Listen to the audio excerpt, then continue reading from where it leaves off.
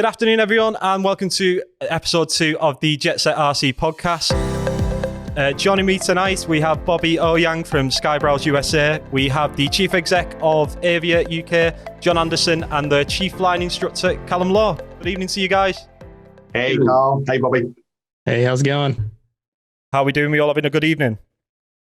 Bad so far. Good. Yeah, how about you? Yeah, absolutely fantastic. Some really good weather in the north of the UK for a change, which is quite good. So, first of all, gents, thanks very much for your time. Appreciate you taking time out of your day to come on the cast. I just wanted to get today kicked off with a bit of introduction from yourselves. Bobby, do you want to go first and tell us a bit about yourself? Yeah, absolutely. So I'm the co-founder and CEO of Skyebrowse. Skybrowse started 4.5 years ago in a frat house at Rutgers University. I was one of the researchers underneath the professor working on video-based incident management systems for UAV. And a year and a half ago, we launched the platform. And Skyebrowse democratizes reality capture in one tap with our iOS app.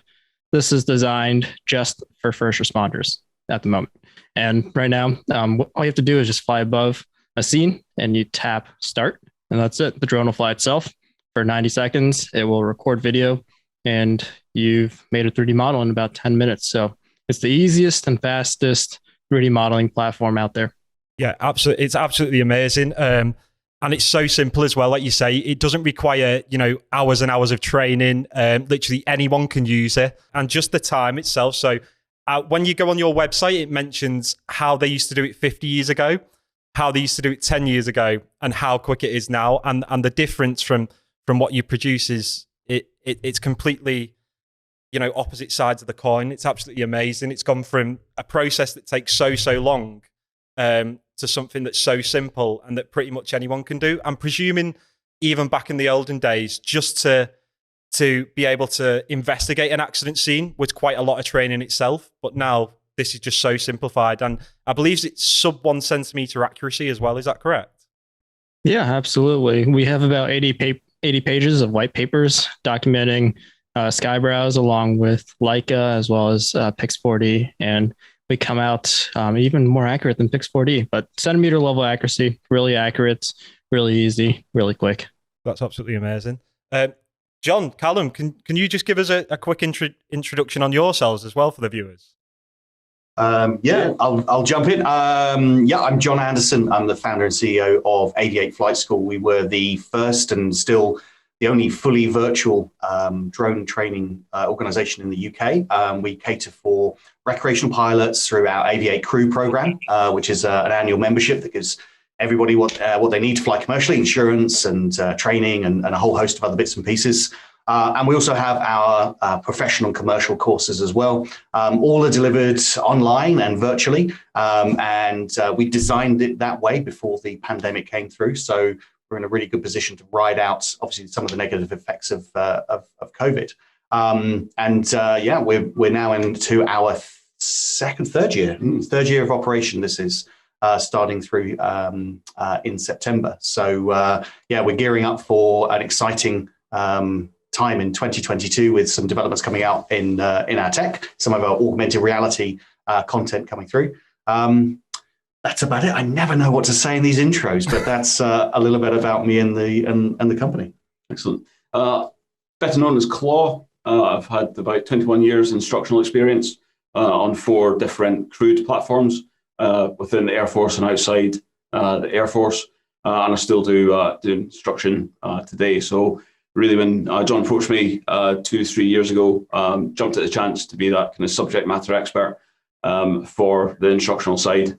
And bring that into the virtual domain is quite interesting because you potentially lose a lot of the face-to-face that really the usual methods of instruction. Trying to bring that into the virtual world has been an interesting challenge and one that I think we've really grasped through technology. Bobby, I just wanted to come back to you there.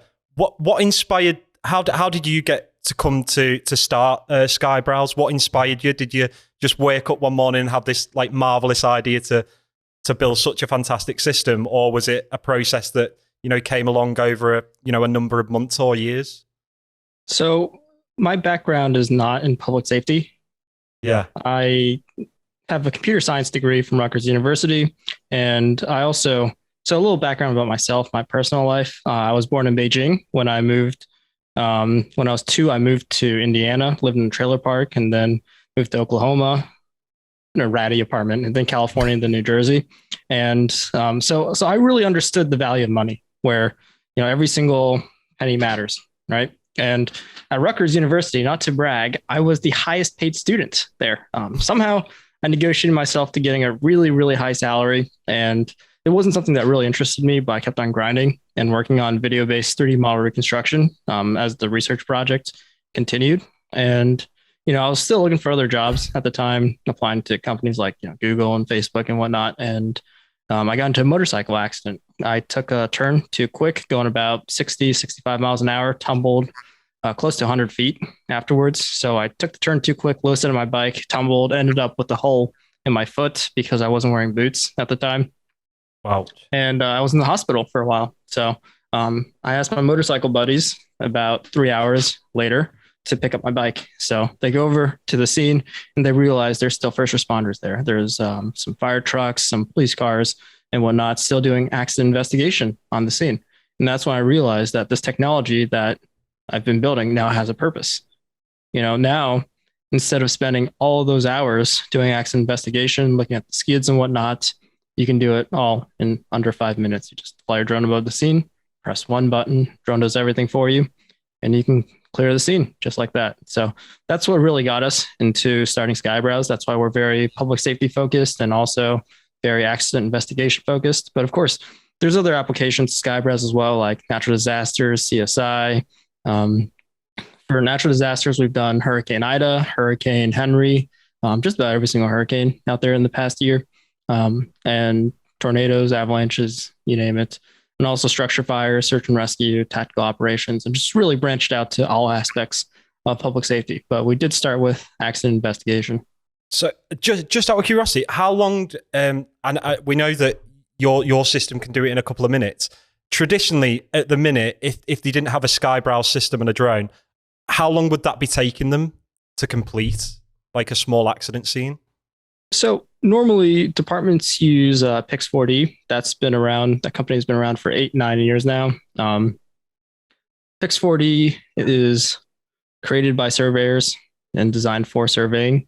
It's not for public safety. They've also branched out to agriculture and construction as well, but they just got into the market really early before we released our platform. And it's definitely some number crunchers in the background saying, hey, we can make a lot of money. Public safety is growing at a great rate. So they released Pix4D Mapper, which is basically identical to their construction platform or their surveying platform. And then afterwards, they released Pix4D React last year, and that's about it. They haven't done anything public safety focused since then. So they're in it for the money, and we're in it to support public safety. But going back to your question, it takes close to an hour to capture the scene, like 40, 45 minutes to capture all the data, because Pix4D is using pictures instead of video. So the drone has to slow down to take a picture, right? Because otherwise the picture will get blurry. So with Pix4D, it takes 45 minutes just to capture the scene. On top of that, for processing, somewhere between 2 to 8 hours just to process the scene. So we're essentially faster, easier, and also public safety tailored. That's absolutely amazing. Was it, did I see on your LinkedIn that you was in Dubai a couple of weeks ago, was it? Was it something to do with public safety there? Wow. Wow, sorry.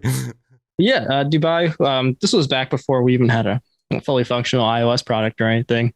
They just invited us there because they were intrigued by the software and whatnot. They're currently still flying Skybrowse. Will they ever pay us? Probably not. It's probably not going to happen, but they are flying Skybrowse. Good for them. I'm here to support public safety. Just for our viewers at home as well, what platforms in terms of drones does Skybrowse work with? So we are iOS only right now. Mostly because with iOS, there's about 10 different devices out there. So it's really easy to troubleshoot, test, and whatnot. With Android, there's 24,000 devices, and you got to permutate that on top of all the Android versions out there because not everyone updates to the latest Android version. So it just gives us a lot of issues. But we plan on releasing an Android app in the next 4 or 5 months. In terms of the drones, we support all DJI drones except for the new ones. So the new enterprise ones. So the Mavic 2 Enterprise Advanced and the M300, as well as the small ones. So the Spark Mini, Air 2, 2S, FPV, those drones as well. And on the Autel side, we support all Autel drones. We have a very deep integrated partnership with Autel. I go rock climbing with them. I talk to them on a daily basis. They're great guys. They gave me a hat. I wear it all the time. And we really like the Autel guys. Yeah, I think it's a match made in heaven, really, because you've got the Speedior system, but also for those larger accident scenes, you've also got the Evo, which has the 40 odd minutes flight time, which is absolutely perfect. So yeah, it is a match made in heaven, and the integration is absolutely fantastic as well. So yeah, absolutely, really, really well done on that. I'm looking forward to see it, and obviously you've got the new Autel bundles coming out as well pretty soon. So with that, it's even more perfect. Have you seen them? Yeah, they look absolutely amazing. Yeah, their Enterprise series, man, the carbon fiber wings, like you know how like the arms on the Autels, they're like plastic and whatnot. The Enterprise series, it's got the carbon fiber and everything. And you touch it, if you touch it hard enough, you can probably cut yourself with it. It's really, really nice. Some really nice design right there. Yeah, it's so cool. I literally can't wait to get my hands on one. Jon and Claw, just while we're on the subject of Mavic 2 Pros, Evo 2s, etc., and the utilization. For our UK guests, what kind of training or regulatory requirements are there to operate this drone legally with this system? Yeah, I'll grab this one. So the interesting thing is, and I think we covered it in our previous podcast to some degree, is it all depends on your utilization purposes. So in the past, really certification came around commercial versus recreational. And now that's being removed, and all of the courses that we certainly offer in the certification that you can get is around enabling you to fly closer to people who aren't involved in your flight and the places they tend to go. So a lot of things, a lot of questions we get asked about around the legalities of commercial work or recreational work really come down to where do you want to fly, and with a system like Skybrowse. Obviously, that's very much around first responders. If it's starting to be used for more commercial activities as well, then those types of projects tend to be in areas that are close to people and close to recreational, residential areas and those sorts of things, and commercial and the like. So it all does depend on where you're going to fly. So you can take your Mavic Mini or your Mavic Pro, and you can go and you can create a project using Skyebrowse. If you're in the middle of nowhere, then it's absolutely fine. You can fill your boots. You can fly to your heart's content. If you want to take those platforms and start to use them in congested areas or where there's other people around, then you need to start looking at some sort of certification. So we have things like the A2 certificate of competence, really super simple. That's part of our Aviate Crew subscription. And then there's the much more complex GVC, which is the General VLOS certificate, which allows you to fly much heavier aircraft with better restrictions available to you. So yeah, it really does come down to utilization around where you're using the drone for its individual project. So I guess there's a question I wouldn't mind throwing over to Bobby, which is the utilization of Skyebrowse as a software package. Is it planned to extend that out to commercial applications, or is it very much going to be focused on first responders as the core, I suppose, user group for the foreseeable future? So first responders will always be the core user group. However, we do have a few construction companies, roof inspection companies, mechanical engineers, and also commercial pilots flying Skybrowse. I mean, we don't stop you from purchasing Skybrowse. So if you want to go on our website and purchase it, you're going to get a license out of that. But it's essentially like a faster and easier drone deploy for commercial applications. Excellent. And I guess that really ties into the into the commercial use of it, because that's where our interest really comes from. The vast majority of questions we get asked on social media and forums and those types of channels is around the use of a particular drone for a particular use case. So interesting that it's available rather already for that type of thing. Yeah, absolutely. Does that answer your question though, Carl? I tend to not answer your questions on these things very specifically. No. It's just to give the guests an idea, because I think there's a lot of complication around the regulations in the UK. So we find these amazing systems, your DJI drones, your Autel drones, software like Skyebrowse, but then people don't know what requirements there are, to operate that in the UK. A lot of information tends to come from the US. So yeah, I just wanted to touch on a more UK themed, in case anyone is wondering, or, you're a construction company that may be interested in this, what requirements are there? Because like we was discussing earlier, we had a chat about Article 16 around the complications that brings. So a lot of people know about the A2 certificate and about the GVC certificate, but then you've got Article 16 in the middle that complicates it, even more. So yeah, it was just to break that down a little and get your thoughts on that and make it a bit more clearer for the viewers on what exactly they would need for this. Yeah, so Article 16, it's a lot of reading.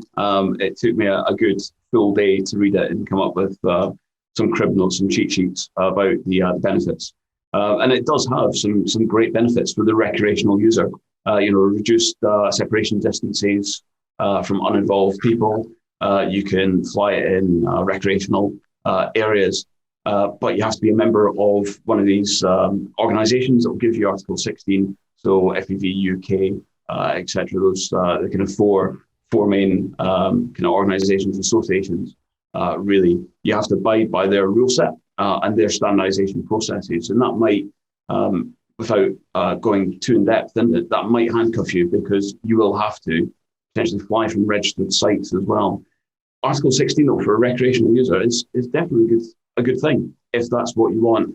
However, as soon as you dive into the commercial world, that's where it falls down, because it isn't for commercial use. It's purely for recreational use.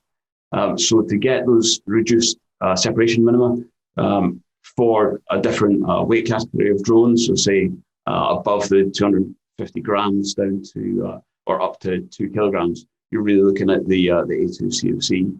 But certainly something that we plug quite a lot on social media is sometimes you don't need any qualification, any training. If you've got a Mavic Mini, you can, as long as you're flying in the right areas and you've got awareness and you've done the CA minimum requirements for the flyer ID and the operator ID as well, you don't need any training. You can pay that operator ID £9.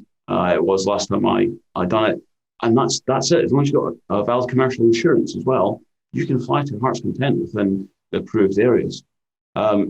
So that's something we really dive into when any questions asked, because we don't need to sell the A2 CFC and the JVC to a particular user group if you've got a Mavic Mini, and we will never try and push that on you. However, if you do want to potentially use the Autel drone, something over the 250 grams, then an A2 CFC, and I've certainly got one, and even if it wasn't with AV8, that's a go-to qualification I'd grab, is you can use it up to 2 kilograms. So between that 250 grams to 2 kilograms up until the 31st of December next year, the A2 CFC is that golden ticket to reduce your separation distances, really. If you're using something a bit larger, so maybe you're a trees, then you're going to have to potentially look at the GVC, but certainly something to just don't buy the cheapest one out there thinking that's what you need. Just chat to whatever training provider you feel comfortable with, and one that will actually give you the correct information, and not just try and plug courses to see what the best drone out there for you to use, as well as the correct training and qualification. Yeah, I just want to touch on, we touched on the GVC there. One thing I wanted to touch on, so with Skybrowse being, public safety orientated or construction company, they're going to tend to be large organizations with multiple pilots. We touched on this last time, John, but I just wanted to go a bit more in depth with it. You can have one central operations manual, that's correct, isn't it? And then for each organization, and then the guys underneath that can pass the GVC and all fly to that operations manual, providing that they do understand that manual and they have read it. Is that correct? Yeah, that's exactly it. So there is a little bit of confusion around the GVC. So your A2 is very much a case of telling you all about the rules and regulations and how to operate your drone safely. It won't teach you how to fly your drone. I mean, they basically fly themselves these days. It's a far cry from 5 or 6, 7 years ago when they didn't have the type of technology they have embedded in them at the moment. But as soon as you step into something a bit more complex or a little bit larger, so larger organizations, or if you are looking to fly commercially and work with some larger clients, they usually look for the industry standard, which is the GVC, the General VLOS certificate. But once your first person in your organization has that course passed, and they do some theory study, an online exam, do some flight planning, training, operations manual, flight test, that sort of thing. Once you have that first piece, then you then apply to the CAA for an operational authorization, and that covers your organization. So that first person going through does all the heavy lifting in terms of getting their operational authorization from the CAA. But then anybody else coming through to then fly for that company can just complete the GVC course. And like you say, be familiar with the operations manual that's already in place, become a named remote pilot on that operational authorization, which is just a case of updating the document.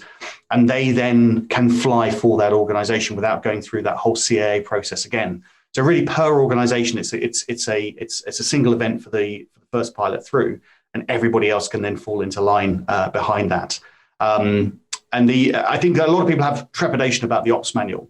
And it used to be, and if I think back 5, 6, 7 years ago when I first did what was then a PFCO course, a Permission for Commercial Operations course, I was handed a template, which was just a series of headings. And it took me 4 weeks to write the operations manual from scratch. And not everybody, can sit down and do that type of work. It's not a skill that a lot of people have. And it's come on leaps and bounds. So ours takes about 30 minutes to complete for somebody all through a web browser interface, and it creates the document for you. So what I'd say is anybody who's thinking about the GVC and put off by some of the complexities of documentation, that sort of thing, much, much easier than it ever has been in the past. And it only requires one for that organization. So once it's in place, it's just a case of maintaining it and keeping up to date and keeping abreast of the latest legislation. No, that's absolutely fantastic. I think that makes it really clear for individuals and organizations, because there's a lot of disinformation out there, and I think people just get a little confused with it, and they just need clear, concise information like this, to make an informed decision themselves of what they actually need, because sometimes you might require a higher license than what you currently have. On the other hand, you might be looking at the GVC, but like Claw mentioned before, you may only need the A2. So yeah, just having that information is good. Just on that subject as well, it really comes down to your application. So if you're a first responder and you're using Skybrowse as your fundamental tool, it really just comes down to what dispensation or what separation distances do you need on a regular basis. Do you need to basically be able to fly wherever you want with a huge amount of freedom, in which case something like the GVC is good. But if you are somebody who's working commercially on smaller projects that tend to be not really in hugely populated areas, then the A2 is probably the ticket for it. It all just comes down to your use case rather than, I'm flying commercially, flying recreationally. It really just down to that separation distance. And I think first responders have a unique environment because at those types of, and Bobby, you're going to keep me honest, I hope here in what I'm about to say, is that they get cordoned off. They get a certain areas created in which those first responders are working. So that separation distance is less of an issue. It's not an issue. It's less of an issue for those types of events as they come through. One of the things, probably a question for Bobby here, is if you've got a single point of interest in the accident site, how much of a distance will the drone then fly out from that single point of interest, and that'll help shape what training might be required. Question: can I share my screen? Would that work for this podcast? Yeah, absolutely. Depends what you got on your screen, Bobby. That's All right, cool. So this is a product demo of Skyebrowse right here, showing you what Skybrowse can accomplish. We can map out from as little as 50 square feet up to 180 acres, which is converted into metric. Does Scotland use metric? Not sure. Yes. Yeah, 100%. Yeah, metric. Converted to metric, it's big. That's all I know. So here's the Skybrowse app. You just connect it. You fly using your iPhone or iPad connected to your remote controller. In this case, it's a DJI drone.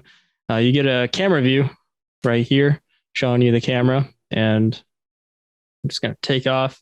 And on the bottom right, you have a map view. Go ahead and tap that to open it up. This is Rosedale Park, one of my favorite catfishing spots right here. Love going here all the time. Nice. You can see 2 circles around the drone. So whatever's in those 2 circles turn into a 3D model. If you fly higher, it gets bigger. If you fly lower, it gets smaller. And then you tap start on the left-hand side. It turns into a stop kill switch button. And on the bottom right, you have the camera view. So I'm going to go ahead and tap it. But you can see the drone is calibrating its cameras. It's gathering flight logs. It's going to its first orbit, and it's going to start recording video. Wow. And on the right-hand side, you can see it recording video by itself.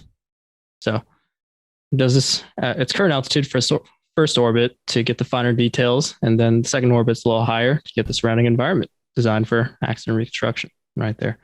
And at 90 seconds, you're done. That's it. That's Skyebrowse right there. We also have WideBrowse. WideBrowse is our long-range mapping platform. So with WideBrowse, whatever's highlighted in this box turns into a 3D model. So you can see that in this area, you can pinch to zoom in, zoom out, rotate, et cetera, et cetera. And there's an AI baked into the app right here that gives you the altitude recommended. So all you got to do is go to that altitude, and then it's highlighted, says tap start. So go ahead and tap start right here, and the camera will pitch itself to the same exact workflow and do a grid pattern over here. So it's going to record video, fly by itself. And one of the magics of WideBrowse is that because we're not taking pictures, we're recording video, we can force the drone to fly really, really quickly. So 34 miles an hour, max drone autonomous flight speed right here. And everything around Skyebrowse is designed around presence of mind, ease of use, good UI, simplicity. So you can see right here, this is where I took off at the H point where I am right now. And for WideBrowse, because we want that presence of mind, the drone will always fly to its furthest location first, and then continue its flight path.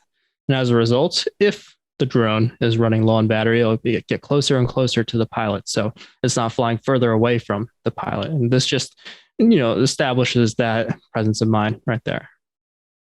And there you go. Once WideBrowse is done right there, you have completed your mission. And then the drone will just fly back. And that's the flight capture aspect right there. So instead of setting all these waypoints, geopoints, and complications like ISO factor, GSD and whatnot, altitude, you just press a button and you get a 3D model. And then I'll show you a really, really big 3D model as well. So this is 180 acres. I'm going to convert it to metric as well, because I don't know the conversion off the top of my head, but this is Hurricane Henry mapped out right here. 181 acres. Let's convert that. So 700,000 square meters right here. And this was just with a 20-minute drone flight. You really don't need anything longer for this. This was actually used for search and rescue in Hurricane Henry, because you can see if you zoom in right here, for instance, you can see some damages in the cars that are getting towed. There's actually a lot of cars in this 3D model. Every single one of these annotations is another car right here. So if I zoom in a little bit more, you can see another car just on the river bank right here. Oh, wow. So this was used for search and rescue just because it's an easy way of doing grid pattern. And we were able to find a missing person. Our customers were able to find a missing person using this 3D model. So for reference, using photogrammetry or any sort of picture-based 3D modeling company, this same exact flight right here probably takes somewhere between 9-10 hours just to capture, as opposed to 20 minutes. So that's really what we're designed around: simplicity, speed, and the target market right now is public safety, because every single minute counts. There's a lot of lives that could be saved for every single minute that you save on scene. Yeah, I agree with that. And Bobby, I think one of the misconceptions is with mapping like this as well, that especially over large areas, that you need this fantastic VTOL aircraft, to map large areas. And Skyebrowse is just proof there that even with a Mavic 2 Pro, your Evo 2, etc., you don't need, this 150K aircraft. You can do it with a couple of £1,000 drone. and really simple as well. You know, the time it reduces is just so much. It's absolutely insane what you've done. Thanks. Yeah, and any bigger than 180 acres, you might as well just use satellite imagery. It's cheaper, and it's not as high resolution. You don't get a 3D image of it, but at that point, we've covered all the grounds from small 3D models to extra large 3D models. Yeah, and just going back to that there, I think, like, yeah, you just don't need that VTOL aircraft. You can do it, you know, with such a small aircraft now, which is fantastic. So when you take into account what you're actually getting, if you go out today and buy a Mavic 2 Pro or an Evo 2, and then you get your subscription you buy Skybrowse as well, then what you're actually getting for that amount of money that you paid out is insanely good. You know, no matter which drone you go for, you've got a pretty much full operation for a couple of £1,000 that you can start straight away. You don't need these endless hours of training, which comes with a lot of systems. You can literally get out there. If you're competent with a drone, then you can use Skybrowse, no problem.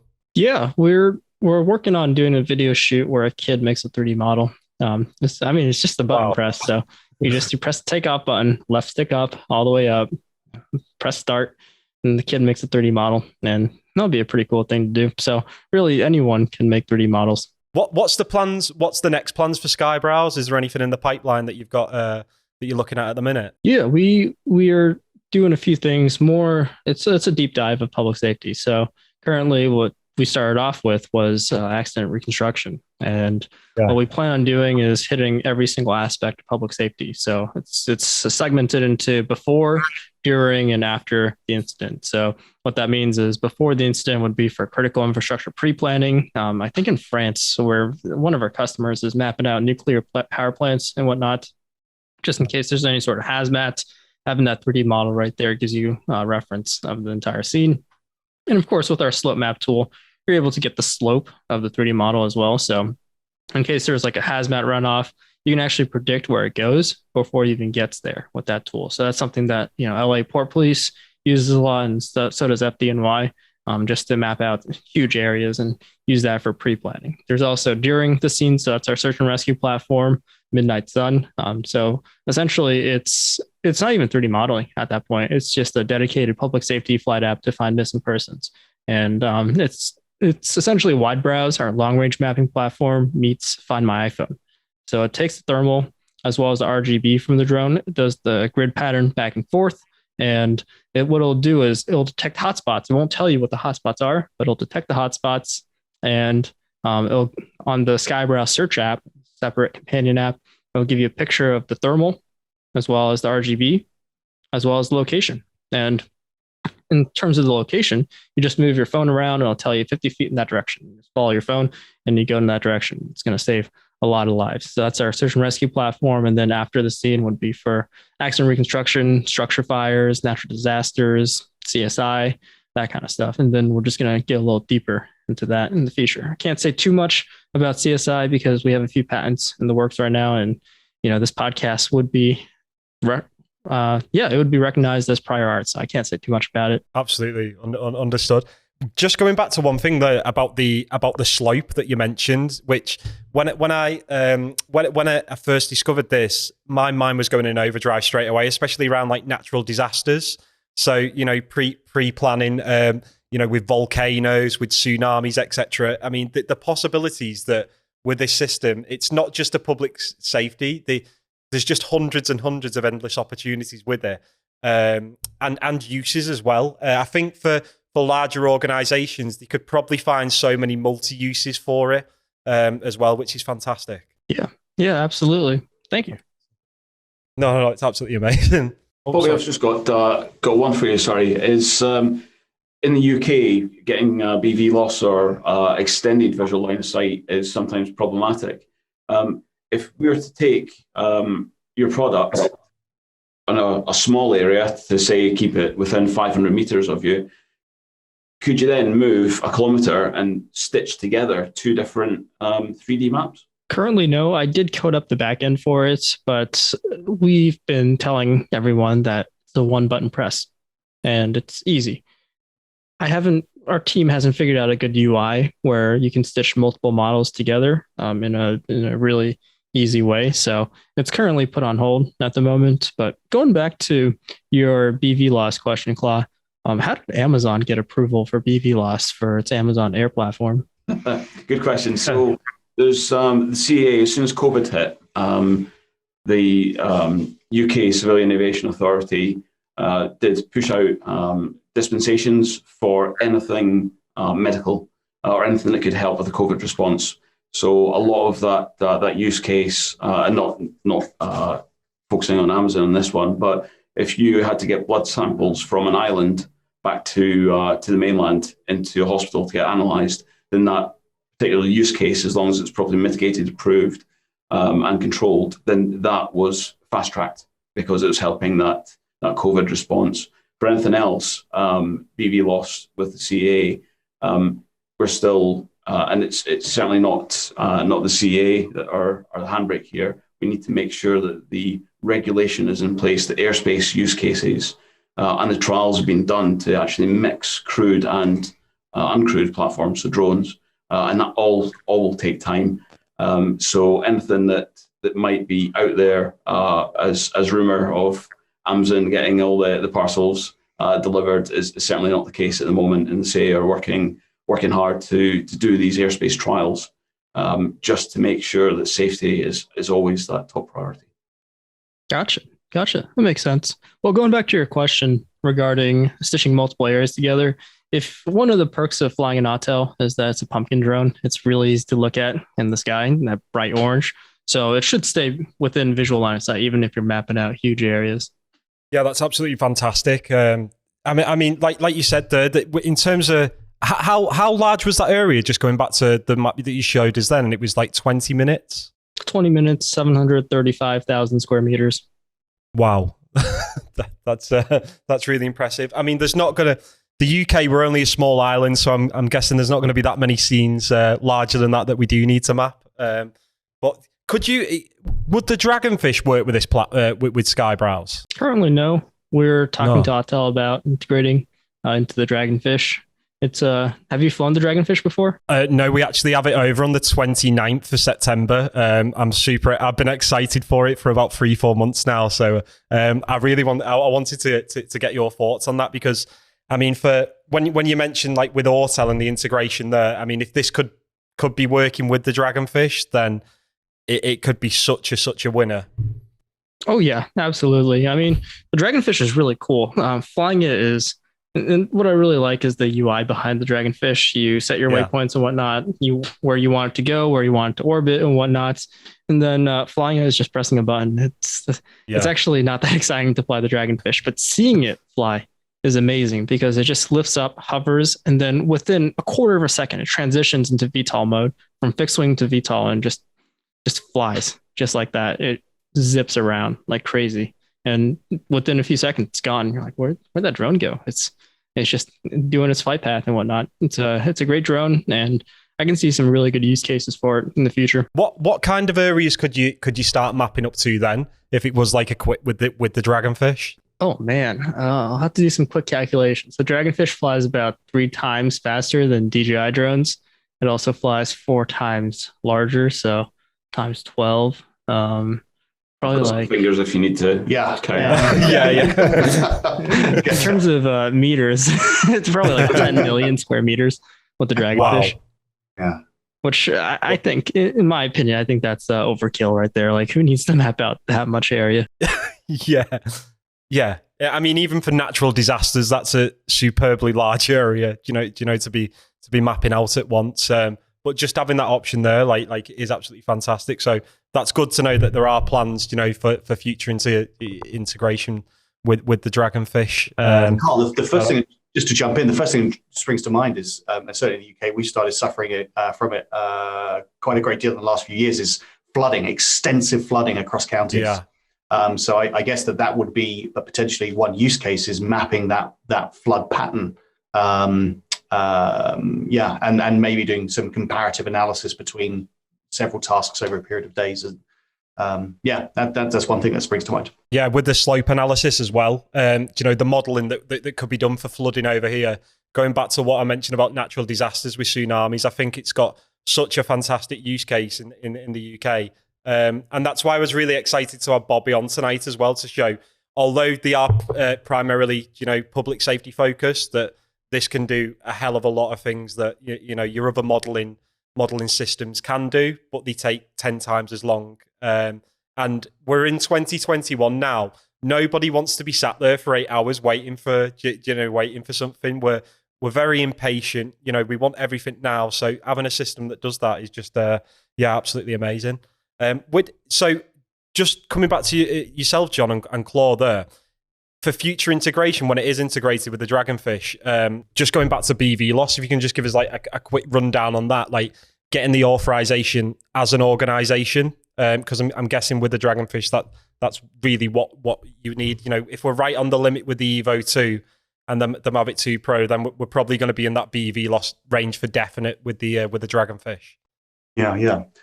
I mean, Claw knows a lot more about BV loss than I, so I'm going to defer to his expertise on this one. Thanks, Jon. BV loss is a lot of work to get. So you have to do something called an operational safety case. You have to work hand in hand, essentially, with the CA at the moment. Excuse me, hand in hand with the CA at the moment to get your use case and your mitigations in place to get that approval.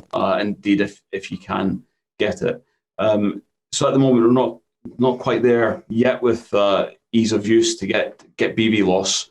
But after the airspace integration trials are completed and the CA have made sure that all the ducks are in the row to make sure the risk is a LARP, so as low as reasonably practical, then the business will be able to put together an operational safety case and do a really in-depth deep dive risk analysis of exactly what you're doing with the drone and how you're going to mitigate the huge amount of risk that there is with BV loss. Not just the risk of a MAC, so mid-air collision with another crewed or uncrewed platform, but also the third-party risk on the ground.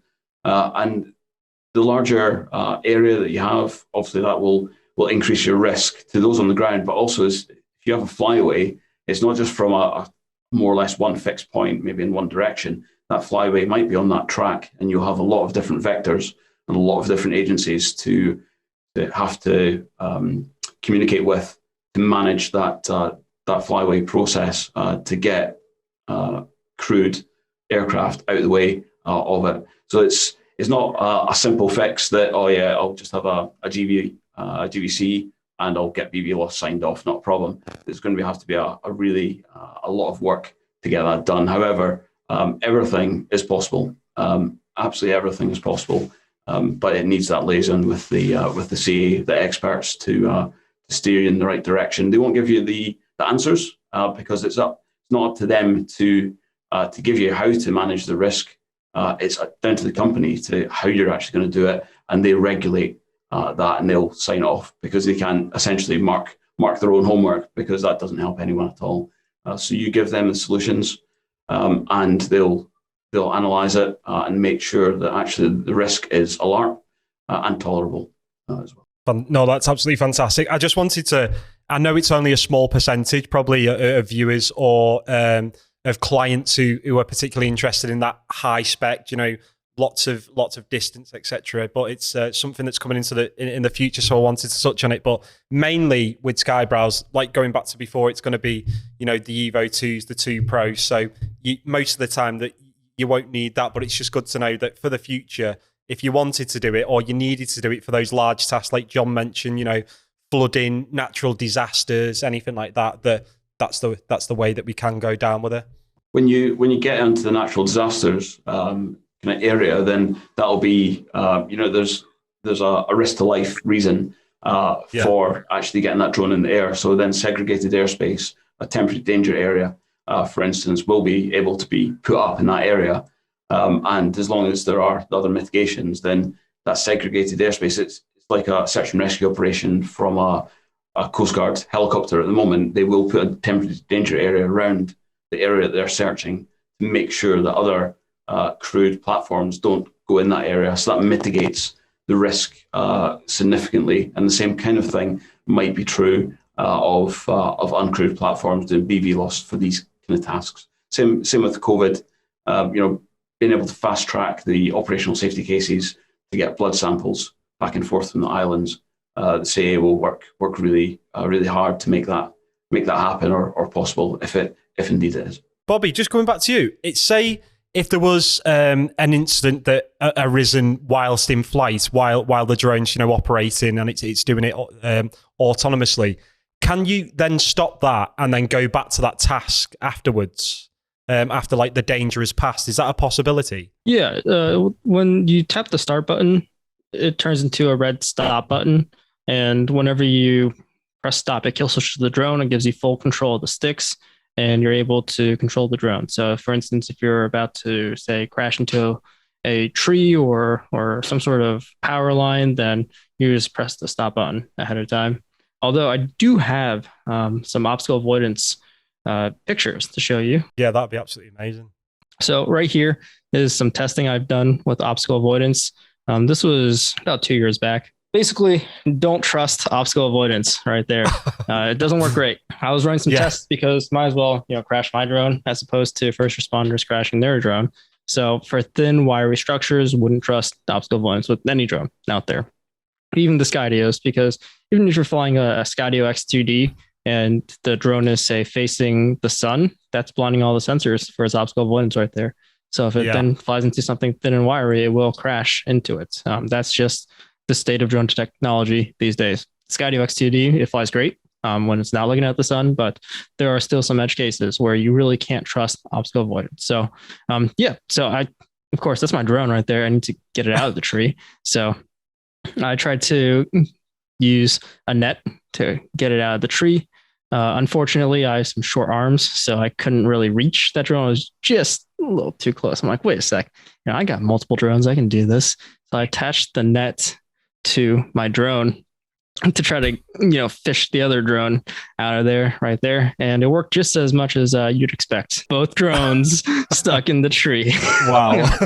Would not recommend flying drones with obstacle avoidance. Don't trust obstacle avoidance. So does this make you a drone fisherman, Bobby? Yes, it actually made me really good at climbing trees.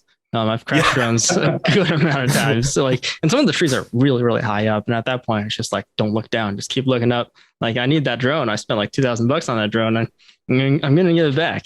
And wouldn't trust obstacle avoidance. That was some short testing I did about 2 years ago. And at that point, I was like, I don't want to test this anymore. This is just not fun climbing all these trees. So don't trust obstacle avoidance.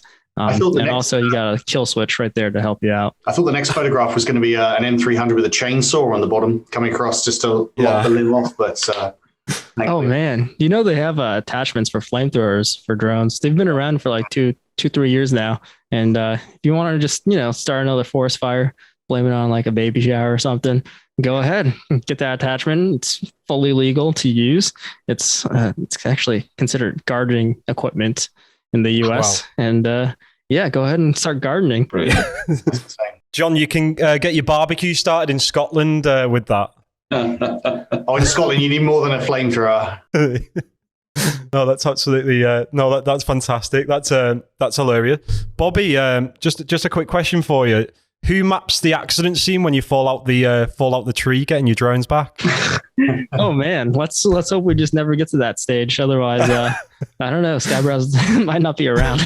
Don't be doing that. But no, that's absolutely hilarious. So, just how many drones have you crashed in the process of testing for Skyebrowse? I own 7 drones. I've crashed 6 drones. Nice. Okay. Was it the same one over and over, or was it 6 separate ones? 6 separate ones. The Mavic 2 Pro, though, that thing has taken a lot of beatings. I've bought a lot of extra propellers for that thing. It just continues to crash over and over and over again. And I have not crashed my Evo 2 Dual. Max from Autel was gracious enough to give me a $10,000 drone. And at that point, I was still testing it really aggressively, like in the rain and everything. But I figured, I don't feel like crashing a $10,000 drone. Might as well keep it and make it look nice. Yeah, the obstacle avoidance on the Autels is actually really good. Outside the back of my shop, we have some telephone wires that run overhead. whenever I put the Mavic 2 up, it never ever picks up the wires. But whenever I put the Autel up, it does generally, pick them up. The obstacle avoidance is actually really good. A lot of people thought it was quite clunky at first when the Evo 2 came out, but once you have a bit of a mess about with the settings, the obstacle avoidance is absolutely fantastic. Oh yeah. Sometimes it's a little hindering. You have to turn it off. Yeah. If like you're in a confined space and you take off, for instance, for me, when I'm testing drones, I just go downstairs and go to my backyard and just put it up in there. It's Class G airspace and everything, no issues.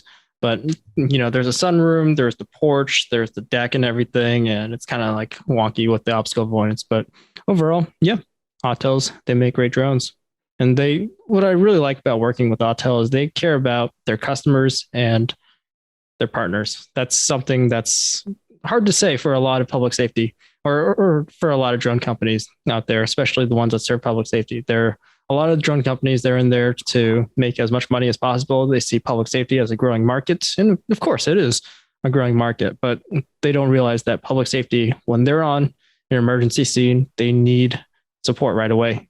It's not some tech support. You're not going to call some guy from India. You need someone who knows what's going on, who's in public safety, that speaks the language, and is able to give you support right away. And that's one of the shortcomings right now of the drone industry, both in hardware and software that I'm seeing. Yeah, I completely agree with you on that. I'm with you on the Autel thing as well. As a reseller for them, they're absolutely fantastic. They're so responsive. They'll go out of the way to make sure that you feel supported as well. And on the tech support, it probably is the best in the drone industry in terms of knowledge of their products. Like, they know their products inside out. So when I saw on your website that everything it works with the Autels, it just opened my eyes completely. It's a match made in heaven. You've got quick mapping and a fantastic drone as well.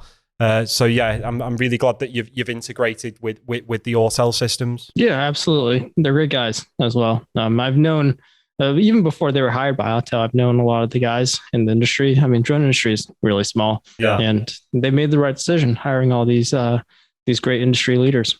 Yeah, absolutely. And the same with you, Jon, at Aviate. You put together like a fantastic team. Claw, Clive, Lily, the rest of the team. It's I think that the industry, one thing that the industry is good at is putting some really enthusiastic teams together that want to work together for the greater good. It's quite a rarity in life, so that is something that's quite special about the industry. That some manufacturers completely agree with you; they're just in it for the money. But there's also some good guys as well that's in it for the greater good of people and life in general. Yeah, and I think it makes a big difference when you've got a passion for the subject, because then every day doesn't feel like a work day. And I'm sure Bobby is a similar experience for yourself. Nope. I am fundraising right now. Have a few work days in there as well. Okay, maybe I got meetings every half an hour. Okay.